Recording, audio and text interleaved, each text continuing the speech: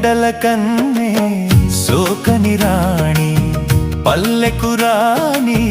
పల్లవ పాణి కోటను విడిచి